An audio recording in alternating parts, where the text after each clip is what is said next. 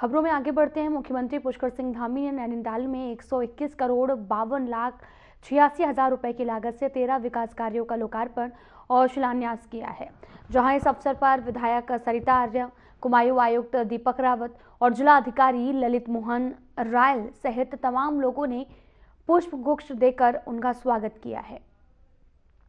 तो वहीं इस मौके पर मुख्यमंत्री ने 42 करोड़ 77,31,000 रुपए की लागत से बहुप्रतीक्षित मेट्रोपोल सरफेस पार्किंग का भूमि पूजन किया और साथ ही 30 करोड़ 66 लाख रुपए की लागत वाली 2 योजनाओं का लोकार्पण भी किया गया। इसके अलावा आपको बताते चलें कि 90 करोड़ 86,86,000 रुपए की लागत से 11 योजनाओं का शिलान्यास किया गया।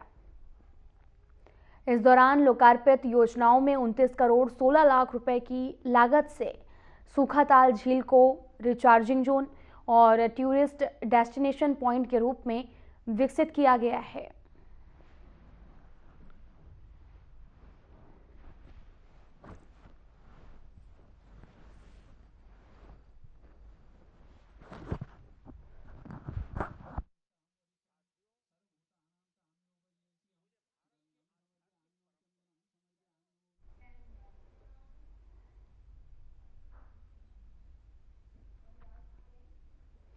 टनकपुर में प्रदेश की पहली महिला पिंक लाइब्रेरी का भव्य शुभारंभ हुआ। बुजुर्ग महिला पार्वती जोशी के कर कमलों से किया गया और इस विशेष पहल का उद्देश्य महिलाओं एवं छात्राओं को सुरक्षित, प्रेरक और अध्ययन के अनुकूल वातावरण उपलब्ध कराना है और साथ ही आपको बताते चले कि शिक्षा के क्षेत्र में आगे बढ़ सकें। राजभट्ट की माताजी स्वर्गीय हीरा देवी पिंक लाइब्रेरी में महिलाओं के लिए प्रतिदिन निःशुल्क 2 घंटे की कोचिंग सुविधा भी उपलब्ध कराई जाएगी, जिससे प्रतियोगी परीक्षाओं की तैयारियां कर रही छात्राओं को लाभ मिलेगा।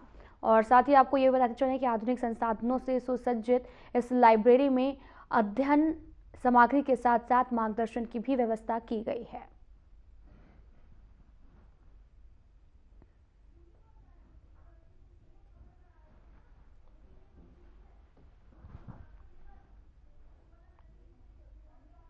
विकासनगर में जिला कांग्रेस कमेटी के अध्यक्ष संजय किशोर के नेतृत्व में बांग्लादेश में हिंदुओं के खिलाफ हो रहे निर्मम अत्याचारों और हत्याओं के विरोध में पहाड़ी गली चौक पर बांग्लादेश सरकार का पुतला दहन किया गया।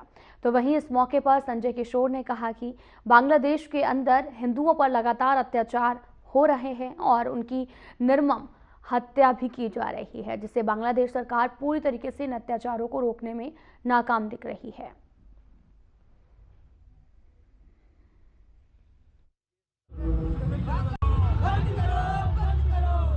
देखिए, जिस प्रकार से बांग्लादेश के अंदर हिंदू भाइयों पे अत्याचार हो रहा है, निर्दोष लोगों को मारा जा रहा है, धार्मिक कट्टरता के तहत उन लोगों को मारा जा रहा है, उसके विरोध में आज कांग्रेस के कार्यकर्ताओं ने बांग्लादेश का पुतला फूंका है और हम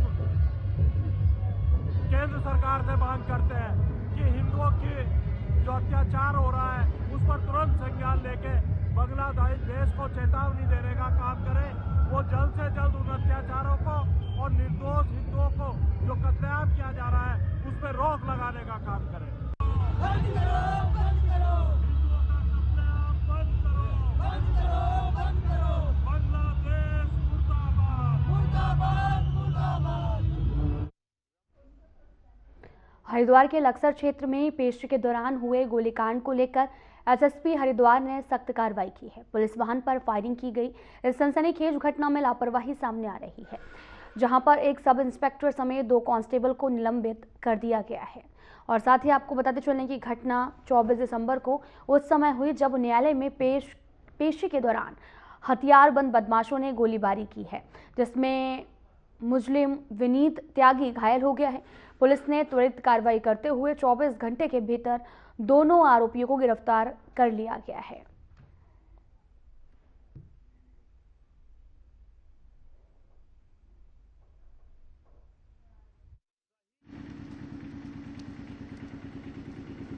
आज लक्सर कोर्ट में पेशी के दौरान एक अभियुक्त जिसका नाम विनय त्यागी है और रुड़की जेल से उसे पुलिस अभिरक्षा में लाया जा रहा था। इसी बीच सामने फ्लाईओवर के पास में कुछ गन्ने के ट्रक और ट्रॉलियां के कारण लगे हुए जाम को पुलिस के द्वारा जब उसे खुलवाने का प्रयास किया जा रहा था, इसी बीच 2 अज्ञात हमलावरों ने आके पुलिस अभिरक्षा में जो अपराधी निरुद्ध था उस पर फायरिंग करी।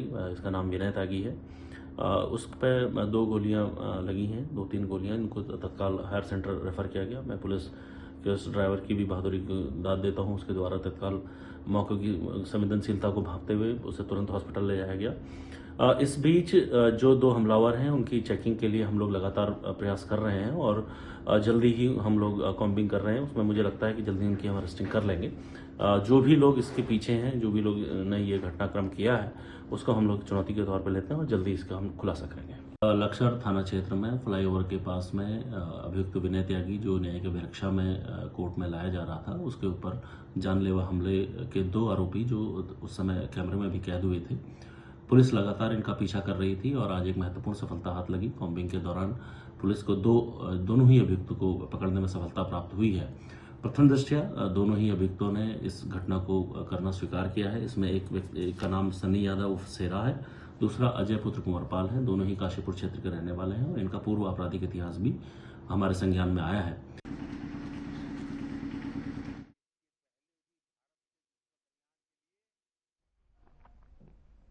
हरिद्वार में अंकित हत्याकांड को लेकर सियासी बयानबाजी तेज हो गई है। आपको बताते चले कि ज्वालापुर के विधायक रवि बहादुर ने इस मामले को गंभीर बताते हुए बड़ा बयान दिया। विधायक ने कहा कि अंकित की हत्या कोई सामान्य अपराध नहीं है, बल्कि ये प्रदेश की कानून व्यवस्था पर सीधा सवाल खड़ा करती है। उन्होंने साफ ये भी कहा कि दोषियों को किसी भी सूरत में बख्शा नहीं जाना चाहिए। साथ ही रवि बहादुर ने राज्य सरकार से मांग की है कि मामले की निष्पक्ष और तेज जांच कराई जाए ताकि पीड़ित परिवार को जल्द न्याय मिल सके। तो हमेशा सत्य और असत्य की लड़ाई लड़ी है। कांग्रेस पार्टी तो चाहे अपना हो, अगर कोई गलत कर रहा तो गलत है और अगर सही कर रहा है तो सही है। देखिए, भारतीय जनता पार्टी की जो आप प्रधानमंत्री की बात कर रहे हैं, प्रधानमंत्री हमारे सक्षम नहीं है, प्रधानमंत्री हमारे पढ़े लिखे नहीं है। हमारे प्रधानमंत्री सिर्फ और सिर्फ सुबह उठते हैं, जो अधिकारी उनको लिख के दे देते हैं वो जाके मंच पे जाके बोल जाते हैं। सिर्फ इससे ऊपर प्रधानमंत्री का कोई रोल नहीं है। प्रधानमंत्री तो कॉपी पेस्ट है। जो ऊपर से जो आदेश आ जाता है, जो उनको चिट्ठी लिख के दे दी जाती है अधिकारी द्वारा, वो आके मंच पे बोलने का काम कर देते हैं। अब इससे बड़ा दुर्भाग्य, इससे बड़ा पलीता क्या लगेगा बेटी बचाओ और बेटी पढ़ाओ पे कि आपके उत्तराखंड में पिछले 2.5-3 साल से हम जो है जिस अंकिता हत्याकांड की बात कर रहे थे, जिस सीबीआई की जांच की बात कर रहे थे, वो इन्होंने नहीं कराई। इनको पता था कि हमारे लोग फंसे हुए हैं।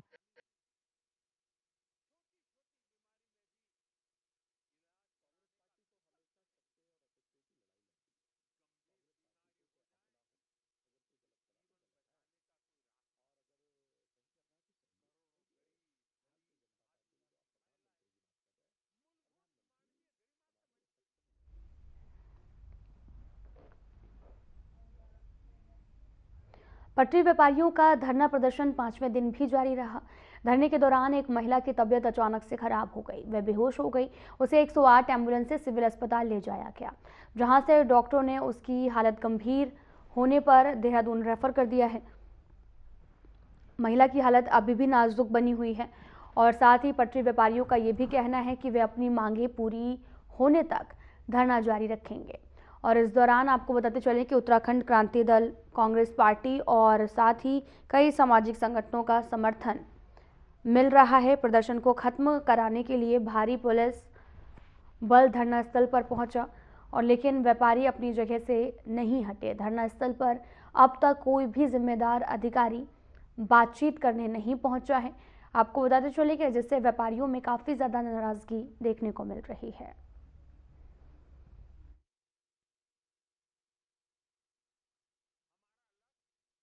देखिए बिल्कुल, और ये पुतला दहन का जो कार्यक्रम होता है ये बहुत ही एक ऐसा होता है जिसमें भीड़ मैनेज करने के साथ साथ आपको ये भी ध्यान रखने की आवश्यकता है कि आसपास कौन है। और क्योंकि ये कांग्रेस पार्टी के मुझे लगता है कि हमारी पार्टी में इस तरीके का होता नहीं है कभी, बट आज जो दुखद घटना हुई और मैं खुद उसमें एक विक्टिम हूँ, मैं अपने आप को कहूँगी कि आप देखिए मेरे मेरे बाल जले हैं, मेरे माथा पे मेरा माथा जला हुआ है। तो सावधानी बरतने की आवश्यकता होती है, भीड़ को मैनेज करने की आवश्यकता होती है। पुतला उठाकर एक तरफ भागने से, एक तरफ लेके जाने से मुझे लगता है लोगों को नुकसान पहुंच सकता है। इसलिए चाहे कोई भी पार्टी जो है पुतला दहन करे, इस तरीके की घटनाएं नहीं होनी चाहिए और बहुत ही ज़्यादा प्रिकॉशन ले करके करना चाहिए। और मतलब आज की जो घटना हुई है वो बहुत दुखद है और क्योंकि कुछ भी हो सकता था। तो मैं तो भगवान का शुक्र मना रही हूँ कि मुझे ज़्यादा मतलब लगी, उतनी नहीं लगी कि मैं आपके सामने आज बैठ नहीं पा रही हूँ, मैं बैठी हुई हूँ। तो बस लेकिन आगे फ्यूचर में इस तरीके का ध्यान रखने की आवश्यकता है। जी देखिए, आज हमें यहाँ पे 5 दिन हो गए बैठे हुए, आज तक तो कोई आया नहीं हमारे पास। आज इनका जो है यहाँ पे प्रोग्राम था, जबकि इन्हें पता है कि हमने इनसे जो है रिसीविंग ले रखी है कि हम 21 तारीख से शहीद स्थल पे धरना दे रहे हैं। ये कहते हैं हम उस चिट्ठी को मानते नहीं है, जबकि हमारे पास चिट्ठी है, हमने इसे रिसीविंग ले रखी है कि ये प्रोग्राम कैसे कर सकते हैं शहीद स्थल पे जब हमने रिसीविंग ले रखी है। फिर ये लोग कह रहे हैं कि नहीं हम नहीं मानते इस चीज़ को, फिर ये कह रहे हैं हम गिरफ्तार करेंगे। ठीक है, हमें गिरफ्तार कर लो, हम जाने के लिए तैयार हैं। आप जितनी फोर्स क्यों मंगा रहे हैं? आप 2 पुलिस वालों को भेज दीजिए, 2 गाड़ी भेज दीजिए, जहां आप हमको ले जाना चाहते हैं हम जाने के लिए तैयार हैं। हमारी जो है 3-4 मांगे हैं, ज़्यादा मांगे हमारी है नहीं। हमारी मांग पहली मांग ये है कि टीबीसी जो आपने गठित की है उसको तो आप पहले बहिष्कार करिए, उसको जो हटा दीजिए। नंबर 2, जो रोजगार आज आप मार रोड पे जो आपने बड़ी बड़ी वो लगा रखे, होल्डिंगें लगा रखे हैं, इतने बड़े बड़े स्टॉल लगा रखे हैं, क्या ये अतिक्रमण में नहीं आता है? अगर आपने वो लगा दिया था, इनको हटा दिया था, वो स्टॉल इन माँ बहनों को दे देते ना भाई, ये भी तो अपनी रोजी रोटी चला सकते थे। आप बाहर के लोगों को यहाँ रोजगार दे रहे और जो यहाँ के स्थानीय लोग हैं उनको आप रोजगार नहीं दे रहे हैं। देखिए, पटरी व्यवसाय का जो आंदोलन चल रहा है और जो पटरी व्यवसाय के साथ इन्होंने भेदभाव किया, जो वो कमेटी थी और कमेटी के साथ साथ जो है आपके एसडीएम मसूरी, जो कहाँ से उन्होंने सर्वे किया कि साहब 10,000 से ऊपर जिसकी इनकम होगी वो पटरी माल रोड में नहीं बैठ पाएगा और जिसकी 10,000 से नीचे होगी वो भी बैठ पाएगा। ये कौन सा क्राइटेरिया हुआ मेरे समझ में नहीं आया। पर चलो जो भी है, आपने एक सर्वे करा, 480 की लिस्ट निकाली, उसमें से आपने 87 या 90 उसमें आपने ये ट्रेडर्स को निकाला कि अब ऐसे ऐसी जगह बिठाती है जहाँ मेरे ख्याल सुबह शाम तक उनकी बोनी तक नहीं हो रही। और जो लोग स्ट्राइक पे बैठे हैं शहीद स्थल पे, उनमें से एक लड़की है, कोई संगीता सेमवाल है, वो कल बेहोश हो गई, आज सुबह उसको होश आया और पहले यहाँ इलाज हुआ मसूरी और उसको देहरादून रेफर कर दिया। मैं टेलीफोन से उनसे बातें कर रहा हूँ।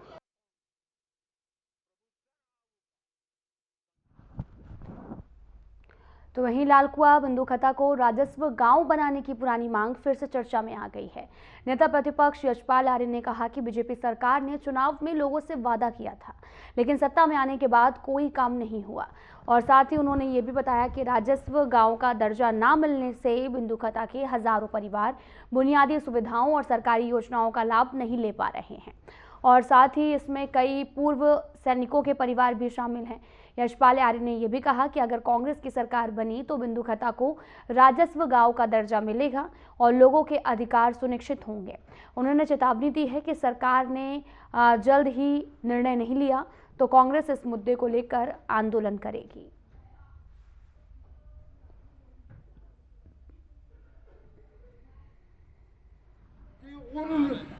जो हमारा मूल अधिकार है, 2006 का जो वन अधिकार अधिनियम है, उसमें स्पष्ट करता है कि जो खत्ते हैं, जो जंगलों में रहने वाले लोग हैं, जो वन क्षेत्र में रहने वाले परिवार हैं, उनको मालिकाना हक, मूल अधिकार मिलना चाहिए, मालिकाना हक मिलना चाहिए। और उसी की वकालत हम भी कर रहे हैं। 2006 में तब तत्कालीन प्रधानमंत्री डॉक्टर मनमोहन सिंह के कार्यकाल में यह योजना लागू की गई और ये बंदूखता उसी श्रेणी में आता है। तो आज भी अगर सरकार की नीयत साफ नहीं है, सरकार ऐसे मामलों से कतराती है, लेकिन हमने कहा है कि गवर्नमेंट बनने के बाद निश्चित रूप से हम इस पर पहल भी करेंगे और इन्हें मालिकाना हक भी देंगे। हमारे जिला कांग्रेस कमेटी के नगर पालिका परिषद मसूरी और स्थानीय प्रशासन द्वारा 29 दिसंबर तक आयोजित होने वाले विंटर लाइन कार्निवाल को लेकर अब पूर्व पालिका अध्यक्ष और सभासदों के साथ ही स्थानीय लोगों ने भी सवाल उठाने खड़े कर दिए हैं। प्रचार प्रसार की कमी के कारण पर्यटकों के साथ ही आम लोगों को भी विंटर कार्निवाल की जानकारी नहीं मिल पा रही है। और साथ ही मसूरी देहरादून मार्ग पर भी कार्निवाल को लेकर बैनर पोस्टर नहीं लगाए गए हैं। स्थानीय जनप्रतिनिधियों का आरोप है कि विंटर कार्निवाल से पूर्व सर्वदलीय बैठक आयोजित की जाती थी, जिसमें सामाजिक संस्थाओं और स्थानीय लोगों के साथ विचार विमर्श करने के बाद इसे मूर्त रूप दिया जाता था।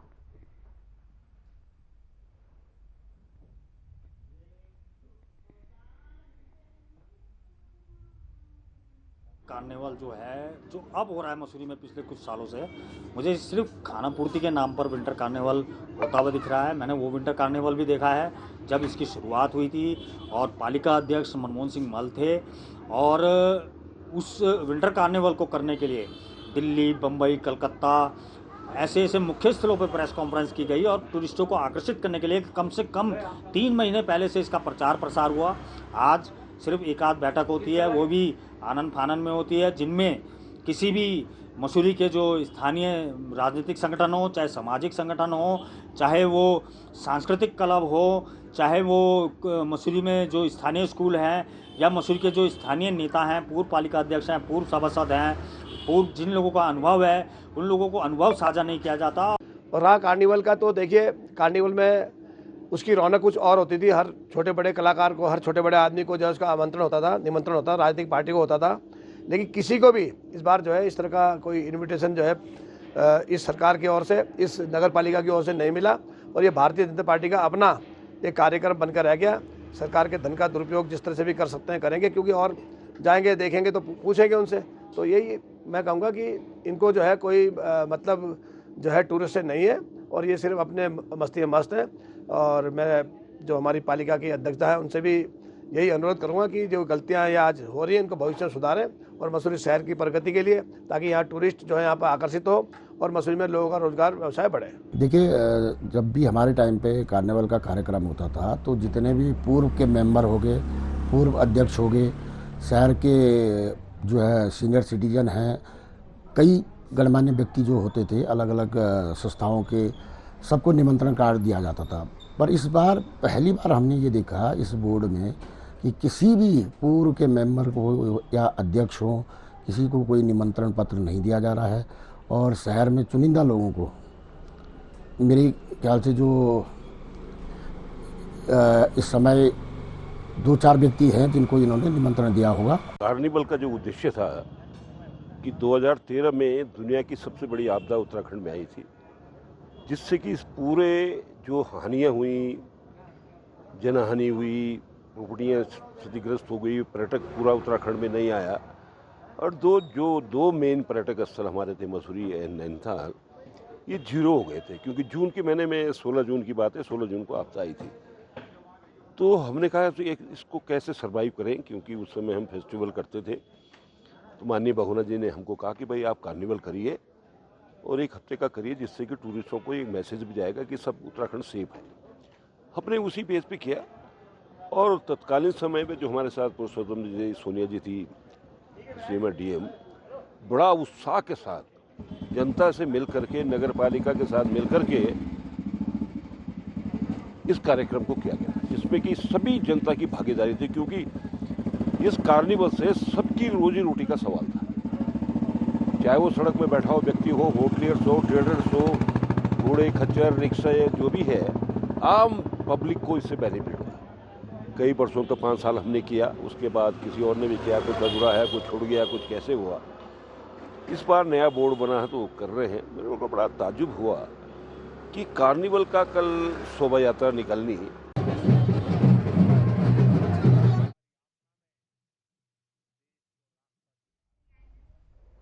मसूरी में क्रिसमस का पर्व धूमधाम के साथ मनाया गया। इस दौरान सभी गिरजाघरों को सजाया भी गया। प्रभु यीशु मसीह के जीवन पर नाट्य मंचन भी किया गया। क्रिसमस का पर्व ईसाई समुदाय के लोगों के लिए महत्वपूर्ण पर्व माना जाता है। पूरे साल भर इंतजार करने के बाद क्रिसमस के पर्व पर कई प्रकार के पकवान बनाए जाते हैं। वहीं प्रभु यीशु मसीह के जीवन के बारे में विस्तृत रूप से जानकारी दी जाती है।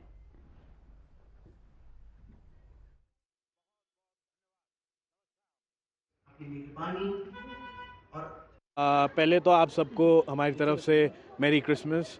और इस त्यौहार को ना कि सिर्फ एक क्रिश्चियन कम्युनिटी सेलिब्रेट करती है, बट हमारे देश की एक बहुत सुंदर चीज़ है, कह लीजिए एक बहुत अच्छा व्यवहार सबका रहता है एक दूसरे के लिए। प्रभु जी ने जो हमारे बीच आकर, प्रभु जी जो हमें अपना जीवन दिया, प्रभु उसको देखते हुए हम सब यहाँ एकत्रित होते हैं। 25 दिसंबर के दिन प्रभु जी के जन्म दिवस को हम मनाते हैं। और अच्छी चीज़ हिंदुस्तान की ये है कि कोई भी धर्म जाति के हर लोग जुड़ के इस त्यौहार को मनाते हैं। और मुझे नहीं लगता कि किसी को भी इस चीज़ से कभी कोई वो रहा है। और मुझे लगता है कि मसूरी में स्पेशली हम हालांकि देहरादून रहते हैं, बट हर साल 25 दिसंबर को हम यहाँ अपने परिवार के बीच आकर इस पर्व को मनाते हैं, खुशियाँ मनाते हैं। हर लोग हमसे मिलते हैं, यहाँ के पुराने लोग, बहुत अच्छा लगता है। सबसे पहले मैं इस चैनल के माध्यम से आप सबको मैरी क्रिसमस कहूँगी, क्योंकि ये बहुत बड़ा दिन है हमारे लिए। और हम चाहते हैं कि ये खुशियाँ हमारे तक सीमित ना रहें। हम चाहते हैं कि हमारे सारे देशवासी इस खुशियों को मनाएं, क्योंकि खाली परमेश्वर यीशु मसीह ने हमारे लिए जन्म नहीं लिया, उन्होंने मानवता के लिए जन्म लिया। और वो मानवता का ही पाठ हमको सिखाते हैं कि हम लोग एक हैं। तो और हम लोगों ने प्रार्थना की, प्रार्थना सभा में हमने विश्व शांति के लिए प्रार्थना की है, साथ साथ में अपने मसूरी के लिए प्रार्थना किया है, क्योंकि बीते समय में हमारे मसूरी में काफ़ी आपदाएं आई थी। तो हम चाहते हैं कि परमेश्वर हमारी मसूरी को अभी तक बचाया हुआ आगे भी बचाए और ऐसी आपदाओं से आगे ना आने पाए। तो हमने इस बात के लिए भी प्रार्थना की थी।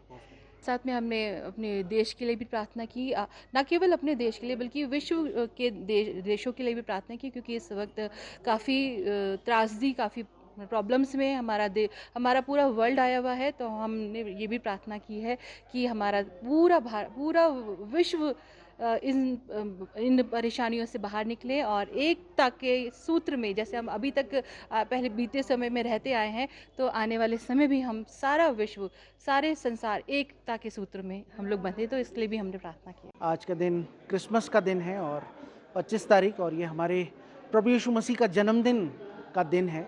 प्रभु यीशु मसीह ने जन्म लिया और उसकी खुशियाँ हम लोग मनाते हैं। वो इसलिए क्योंकि प्रभु यीशु मसीह ने पूरी मानव जाति को बचाने के लिए और टूटे हुए बिखरे हुए जीवनों को बचाने के लिए उनको उठाकर खड़ा किया, चंगाइयाँ दी, आशीष दी और प्यार बांटा, लोगों में मोहब्बत बांटी। आज का दिन खुशी का दिन है, मोहब्बत का दिन है, फेलोशिप का दिन है, एक दूसरे के साथ संगति करने का दिन है। गौशाला में प्रभु यीशु मसीह की क्रूस को जब हम देखते हैं तो उसके ऊपर लिखा हुआ है यहूदियों का राजा लिखा हुआ है।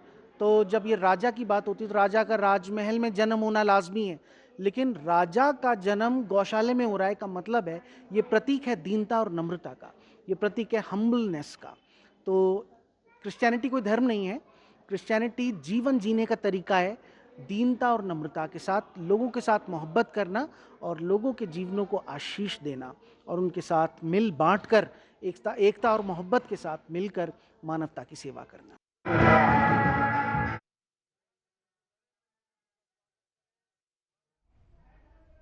फिलहाल यहाँ रुकते हैं एक छोटे से ब्रेक के लिए।